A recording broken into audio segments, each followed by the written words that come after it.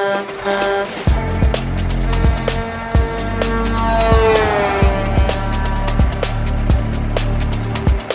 found that 50% of the regional haul truck market, about 468,000 tractors, are a good case for electric trucks today, where they return to base and they travel generally under about 200 miles.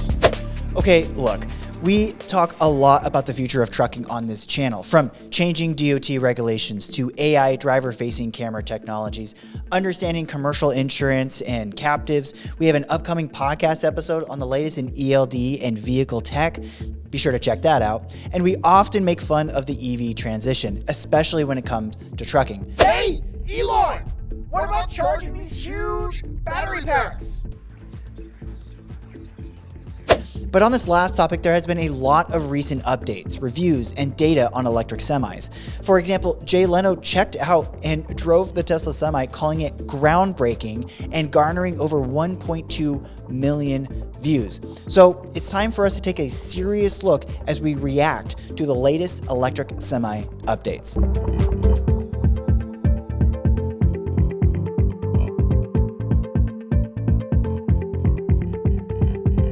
Now, a couple important things to remember as we do this video.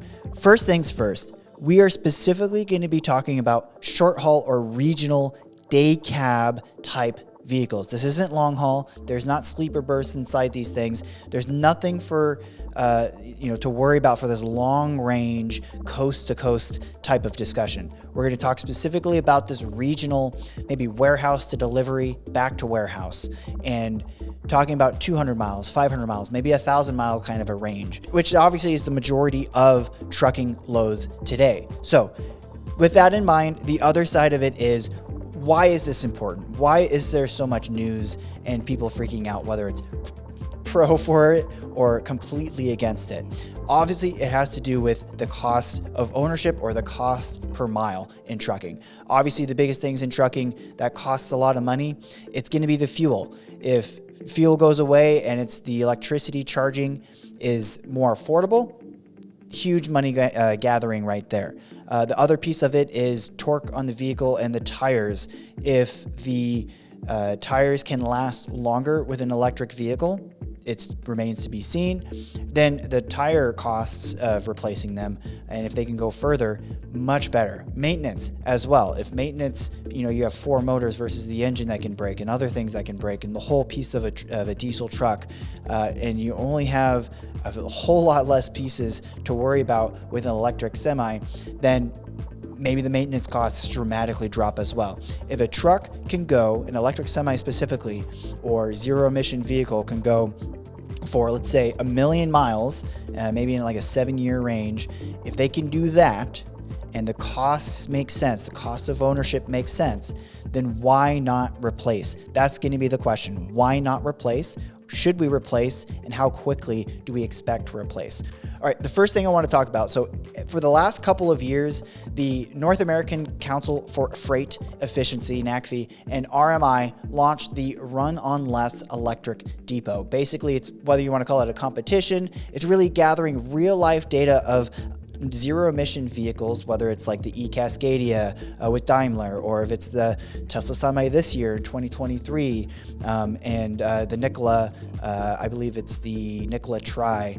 But there's a lot of other vehicles, whether it's the Class 8 range that we're going to specifically look at today, or some of the smaller vehicles as well. But specifically with the Class 8s, we're looking at real life data, the real life loads. What's the data being gathered? How far are they going? What's their range? How quickly can it charge the battery and be back on the road again? And really just looking at like the temperature and sort of the, the real life data. Is this an ideal situation? Eventually, of course, it's going to be in the ice, in the rain, in the snow. How does it perform in those as well? But this specifically, they do it during the summer. In 2023, they just finished up their data, which we're going to look at, but we're going to look at last year's sort of report and sort of what's going on and what's the sort of real case scenario that they see as of last year's Run on Less event. Of all the segments that we talk about converting to battery electric vehicles, The Class 8 heavy-duty tractor is probably the most challenging. Now, what makes it so challenging is that there's just so many different uses for Class 8 trucks. So many different applications, so many different types of trucks. Now, we found that regional haul is a really good fit for BEVs. We found that 50% of the regional haul truck market, about 468,000 tractors, are a good case for electric trucks today, where they return to base and they travel generally under about 200 miles. All right, let's talk about some of these numbers real quick. So he just said the sort of short haul regional, whether it's again sort of for the beverage and food warehousing distribution, that type of thing, dry edge and others. You're looking at potentially being able to replace over nearly 500,000 trucks on the road to be zero emission, EV something. And while that sounds like a lot and it makes sense, you got to remember that a lot of these trucks, maybe it's like say Pepsi and Frito-Lay, they just received the latest Tesla semis. They have hundreds, if not thousands, in their fleet of vehicles. The reality of being able to replace every single vehicle for Pepsi, Frito-Lay to be battery electric, you would need the production of electricity on site to be absolutely massive in order to charge the vehicles on site. Or you're going to need to have, a lot of the infrastructure along the road to be able to charge as you go on your routes moving forward. But the reality is warehouse or distribution locations, that's where you're going to be charging, whether it's overnight and sort of figuring that piece out. Now, the other side of it you mentioned is sort of this 200-mile range. Yeah, a lot of these vehicles, the eCascadia, maybe 200, maybe 250-mile range. Some vehicles can go a little bit further. Then the question comes down to how are you using it? Can you get, sure, if it goes 250-mile range before you need to charge it again, okay, can you do that, charge it, and then do another load later in the day and maybe get a total drive time of 8-9 hours of drive time, or 11-hour max is what we're looking for, right? And so, maybe these vehicles can get 2 loads in, maybe they can go 500-mile type of range for these smaller routes. That potentially is feasible. We're going to look at some data looking in the future, but there's potentially other vehicles out there, zero emission battery electric vehicles that can do a lot better range, and we're going to check that out. In talking to fleets, we found that the biggest concerns seem to be around the maximum freight you could carry and the maximum range you could go. Now, both those factors are related, but we found that there's a significant segment of regional haul vehicles that cube out, and so they're not carrying the max weight. And then for those vehicles that are operating max weight, there's a significant group that operate in very short ranges. All right, something important that he touched on there is specifically the capacity that the truck, how much is it actually hauling, is specifically for product, how much product is it hauling? Yeah, sure, so battery electric vehicles, they get, 80,000 for diesel trucks is the max weight of a diesel truck, the gross vehicle rating. And for electric semis, they add an extra sort of 2,000 pound bonus, so it's 82,000 max weight. Now, while that's great, the batteries are huge and weigh a lot. Now, the numbers aren't usually out for a lot of these companies of what the actual weight of their total semi is before a load, and so, a lot of it is sort of guesswork, but that 2,000 extra bonus is sort of almost irrelevant. It's gonna be a whole lot more than that for the batteries themselves. So the question is capacity. How much are you actually filling in your trailer? Now, this is a great, if you haul a full load all the time, completely understandable that the ownership, and the rate per mile, if you get a full load constantly in an ideal world, you would be losing that capacity, a certain percentage versus a diesel truck based on the weight of those batteries and the vehicles themselves. The question is, how many of you are actually hauling a full trailer load of product? And I wanted to switch real quick to some statistics. So this is a report in November of 2021 where they sort of dove into this. And I just wanted to look right here. really those that are not empty have an average load factor of 57%. In other words, they are carrying just 57% of the capacity. So you can see here, while 20% of the truck's miles on the road are empty, on average, the remaining, you got 57% is loaded in a vehicle. So for those that are complaining constantly in the comments saying, well, it matters about how much you're actually losing and how much is actually being hauled for a product. Reality is the majority of you out there are not hauling a full load, that there's room for more weight, room for more product. And that's going to be the same thing here. If we can load up that vehicle more with a battery electric vehicle and we lose that little bit of gain from going from diesel truck to the heavier battery electric, then it's relatively comparable if we can show that load working moving forward.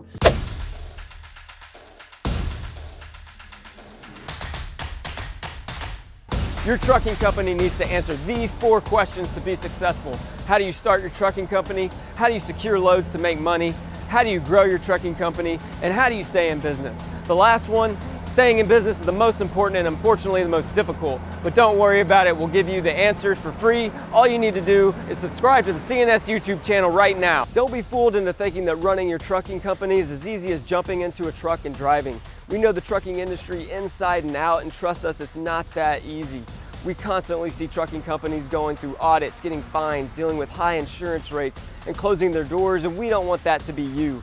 And I'm sure you're asking yourself, how do they know all this? What makes them an expert?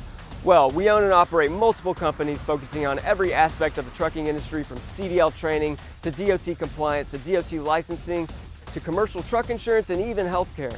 Ask any of our clients or other subscribers about CNS, you will only hear great things. We're going to move on to 2023 results and looking at sort of Tesla Semi as well. So the Tesla Semi is in basically a short production line right now. It's basically a test line. They're doing about 5 a week, and it's really a test and see how it's doing. They're going to Pepsi Frito-Lay, and they're testing those vehicles out, which we will look at. But then specifically, once they're done figuring that out and they're ready to ramp up the manufacturing location, showing those updates, revealing those updates into the new Semi in mass production and seeing what those specific stats are. We just don't have those yet. But let's look at where Tesla Semi is at and moving forward, what some of the results of the 2023 Run on Less event. In a past conference call, Elon Musk mentioned aiming for 50,000 Tesla semis being produced per year in 2024. However, for this to become Quick note on that. Elon saying they eventually want to get to 50,000 annual production of the electric semi, a Tesla Semi specifically. On an annual basis, we see about 150,000, maybe 200,000 Class 8 trucks. This is, again, long haul, short haul, day cabs.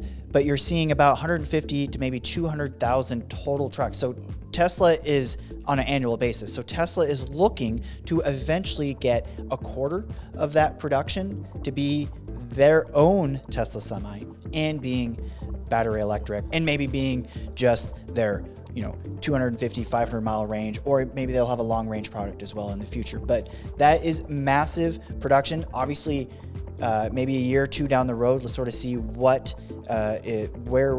is Tesla at looking at this Tesla Semi production. According to this article, low volume production of the Semi began in Q3 of 2022. And when it comes to how many semis Tesla has built from startup production until now, the author of this article did include a quote from that Jay Leno video from Dan Priestley. When it comes to Tesla Semi production, Dan said, quote, "We've made a few dozens of it. We're up in the maybe 60 to 70 range, but we're cranking out just our pilot volume," Priestley told Leno. "We're collecting data, we're getting a lot of really great driver feedback, and then we're going to take that time to do a bunch of improvements and bring that into a high volume and really try to be a major player in the market." And now again, these are being tested on the roads with Tesla, delivering their own vehicles with the Tesla Semi, and Pepsi Frito-Lay delivering from Nevada to California with their sort of regional load going back and forth.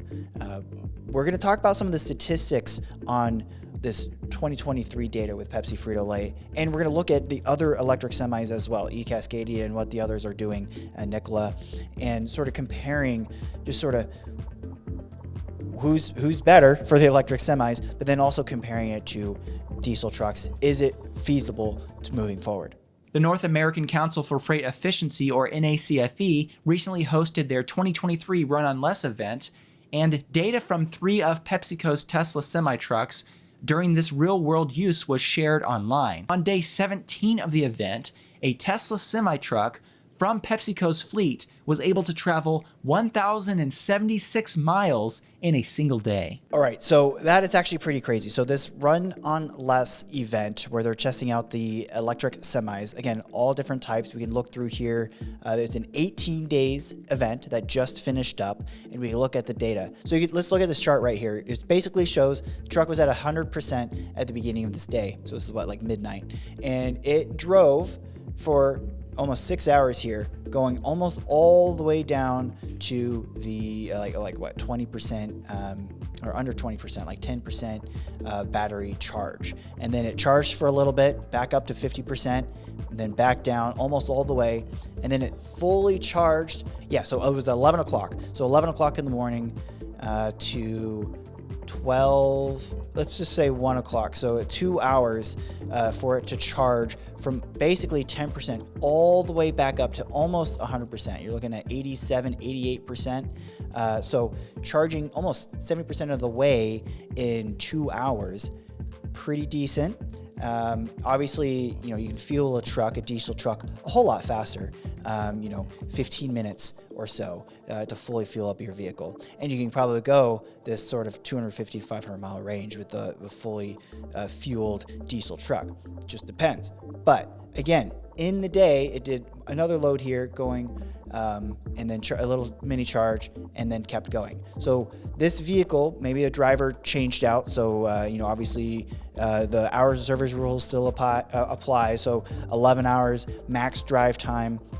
And then the driver would need to switch out with a different driver. So probably going from a location to a warehouse and back, change out a driver, charge it up, and then keep going. Sort of what we're looking at here. And in a full day, doing over 1,000 miles. Now, on average, it was doing, the semi was doing probably closer, whether it's 500, 800, 700, 800 mile range. There, 545 miles, did one long delivery.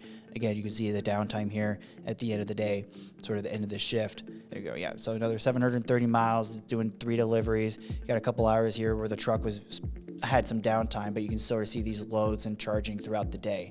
So that's pretty impressive for the Tesla Semi, being able to do that amount of range and being on the road most of the time. Now let's compare this apples to apples with some of the other companies that are out there. So let's like OK Produce. Let's look at the eCascadia. Again, this is Daimler. They've been producing semis in general for a very long time, obviously. They're the name of the game, Daimler and Freightliner. And so their eCascadia is sort of their day cab, shorter range, 250 mile electric sort of answer to this EV transition. So the eCascadia did 244 miles, 3 deliveries. But what we can see here, it looks like it was charging. Actually, let's go to the day before. Day 2, it was charging in the night. So yeah, so it did 250 miles, basically 245 miles, did some deliveries on its route, had some downtime here. Obviously looking at sort of the location that might have done a delivery, get loaded back up, went out some more, got all the way down to about 11% charge, and then sort of sat for the rest of the day. Ideally, again, this vehicle would be whether the driver is switched out, and you could see it. You would want to see it being charged real quick, get back out on the road, and keep going. So obviously, half this day here, it was just sitting, not even charging, just sitting. So one thing to remember here is while it did 245 miles that day, it could feasibly do 500 miles. Maybe this route of 3 or 4 deliveries, doing it twice. But you can see here, it was almost all the way down in charge. And then let's see how long it took to charge overnight all the way back up. So it was what, 9 o'clock, 9:30 the night before. And let's go to day 3. This is what we were showing earlier. And you can see it here. It's at 60%. So again, 9, so 10, 11, 12, 1:30. You're looking at about 4 hours of charge time to get fully, the battery charged all the way back up. Now again, Tesla Semi had 70-80% charge in maybe half that time, 2 hours. And so eCascadia, twice as long to get it fully charged back up all the way. And then again, it's doing its delivery, and then they had a long downtime here before it charged back up again. So again, we would want to see this vehicle, doing more routes more frequently. Downtime doesn't make you any money. So it could feasibly be doing 500 miles a day, depending if the vehicle's in good health as we watch this moving forward. This is an article that covers sort of the end of this 18-day event and some of the data that we want to look at on sort of this real life electric vehicle event. So there were 22 trucks there. The 3 Tesla semis averaged 511 miles per day per truck. There was, again, those 3 trucks. You're looking at some of those days going 700, going to up to 1,000 miles in a day. The 3 trucks, the semis, delivered 27, almost 28,000 miles with over 85% loads. So almost fully loaded vehicle and in those 18 days. And it had an average of about 1,500 miles combined mileage days, which is quite impressive. Those vehicle is constantly being moved, which is great to see.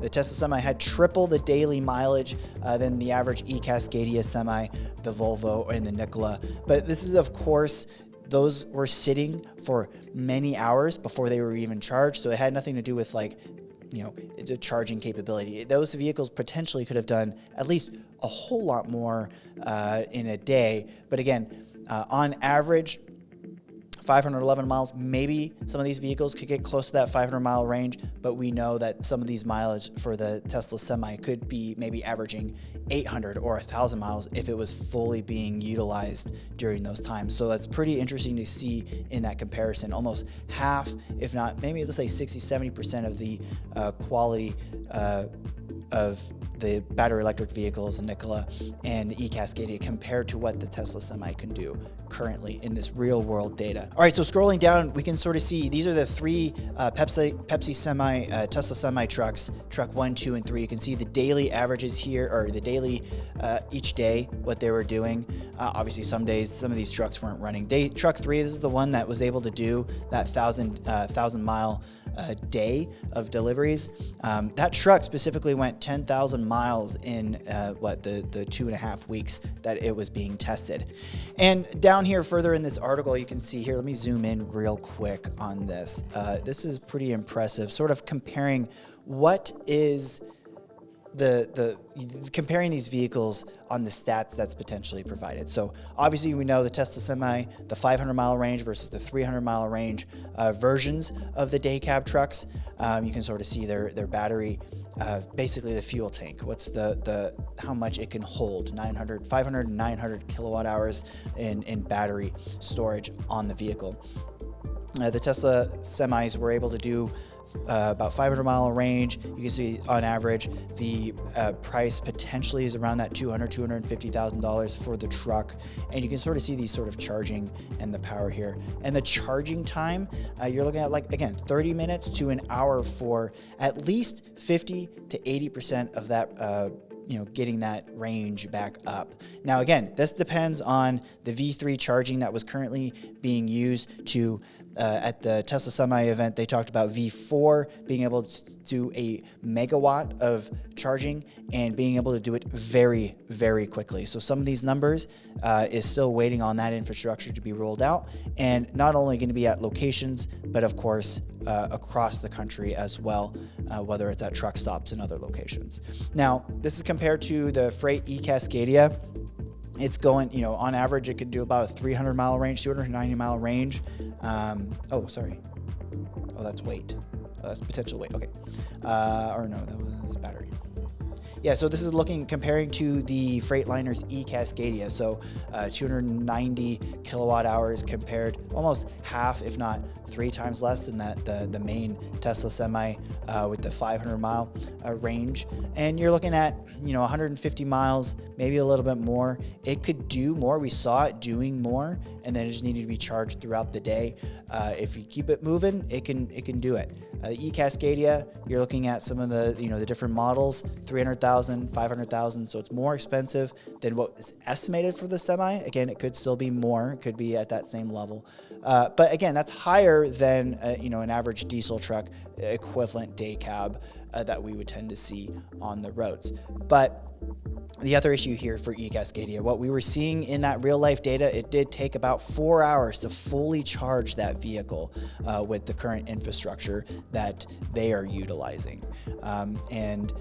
If we can get that down in the future, then the case scenario of it making sense for a lot of fleets improves. And then of course, if we look at the Nikola tray that has really good battery pack, 753, sort of in that range of that Tesla Semi, and it potentially could do that 350, maybe 400 mile range in one go. Again, if you can utilize it constantly, it's pretty equivalent to that Tesla Semi that we were looking at. And again, charging maybe about 2 hours, a little over 2 hours to get that sort of fully charged. And again, it just depends on the infrastructure that's going to be in place moving forward.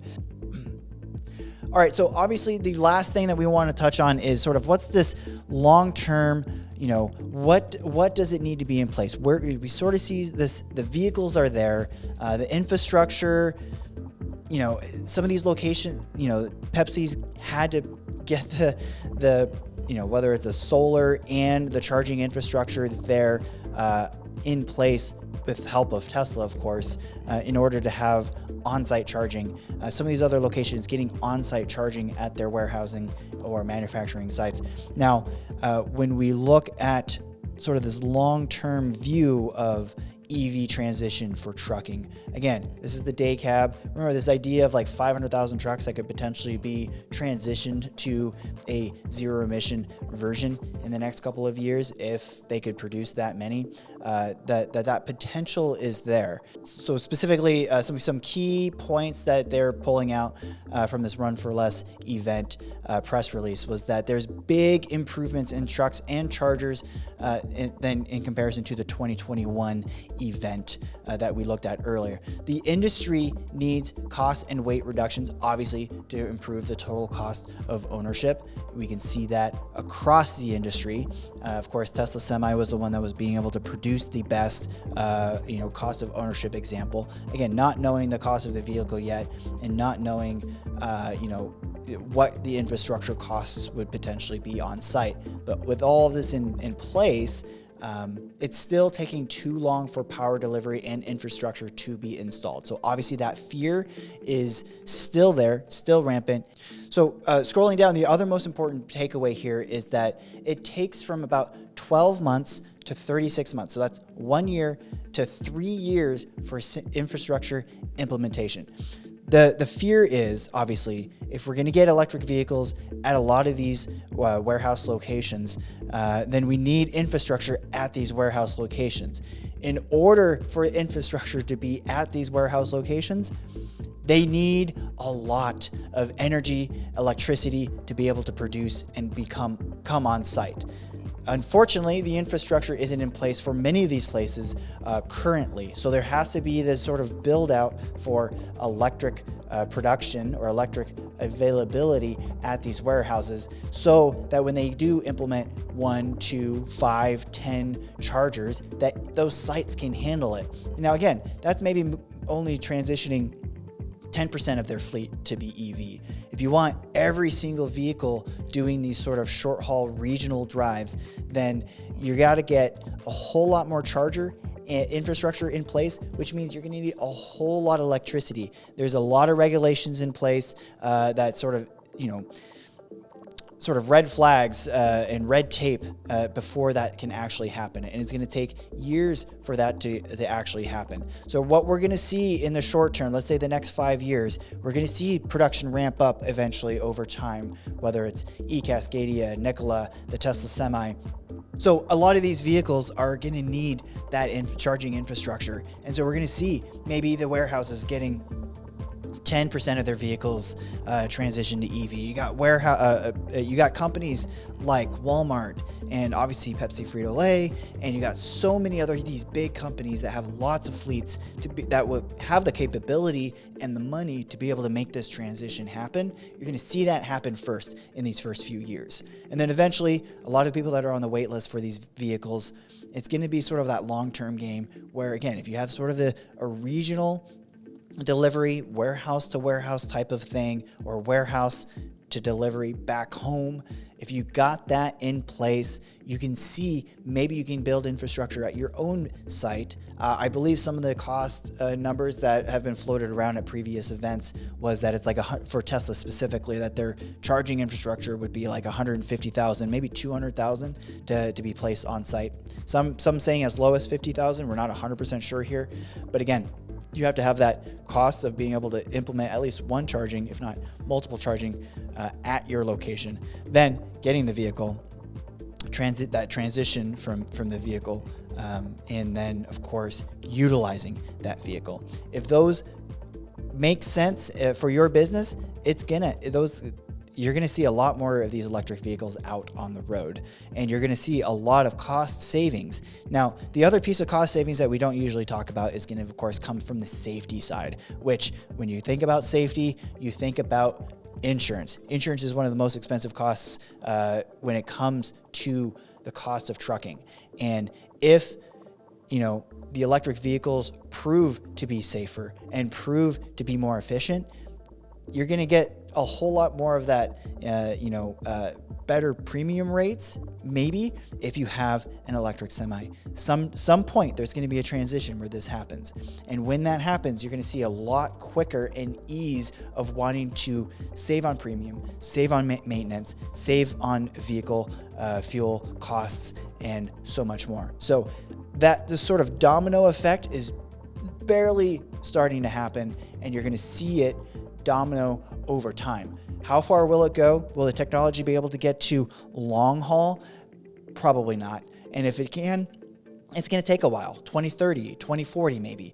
But the other, obviously, discussion is going to be, is hydrogen involved in this transition? Battery electric vehicle with hydrogen. Nikola wants that as the long-term goal. It makes more sense for long hauls. And if that becomes the thing, there's a lot more infrastructure that's going to have to be in place other than just electricity. It's going to have to be the hydrogen infrastructure being put in place as well. So a lot of long-term game being played here for this. The other piece that we sort of have to worry about, and this discussion, of course, is a lot of these companies that are doing automation. So, no driver in the cab of the vehicle. This cost scenario makes sense, obviously, with an electric vehicle, cost savings with the vehicle, and then, of course, the cost of the trucker being taken out of the vehicle. Now, again, this is that long-term game, but they're sort of going to run into, if the efficiency of automated trucks, semi-trucks specifically, Kodiak, and a couple others that are out there that are looking into this, if that comes down to the road, you're looking at the EV transition and the hydrogen transition bumping up against the automated transition for long haul. And so there's going to be this weird little 10, 20, 30 year time frame that we're going to see this massive transition, and there's going to be a lot of changes happening. But no matter what, trucks, drivers, and efficiency is the name of the game. And of course, getting home safely. So with that was a whole long deep dive on sort of this takeaway here. A lot to come. We can touch more on this moving forward. Obviously, we need to get these vehicles be more mass produced, getting them into hands, getting into more real data, seeing how they test in winter weather, in rainy weather, and seeing them on the road, getting drivers to like it. I know the Tesla Semi are sitting in the middle of the vehicle versus on the left hand or the right hand side, obviously for European drivers. And so there's going to be this sort of regulatory shift as well, sort of figuring out what's the right truck for the right regions, right locations. A lot of fight coming along the way, and it'll be interesting to watch. And we'll take, every once in a while, have some news pieces coming out talking about this. But this is a quick update. And of course, we have all this information that we covered here, some of the links that we're looking at, they're going to be linked down in the bio below. And if you have any questions on what we do here on the DOT compliance side, the audit safety side, if you're looking at wanting to become a truck driver, if it's an interesting world with the EV transition and getting into that, and that excites you, we have a CDL program, CDL school here on site here in Pennsylvania, which is just as affordable to fly out to our location and quickly getting educated, getting your license, and getting back out, getting out on the road. So, and then of course we have a commercial insurance arm as well. All this information is going to be linked down in the bio below if you have any questions. And of course, as always, stay safe out there.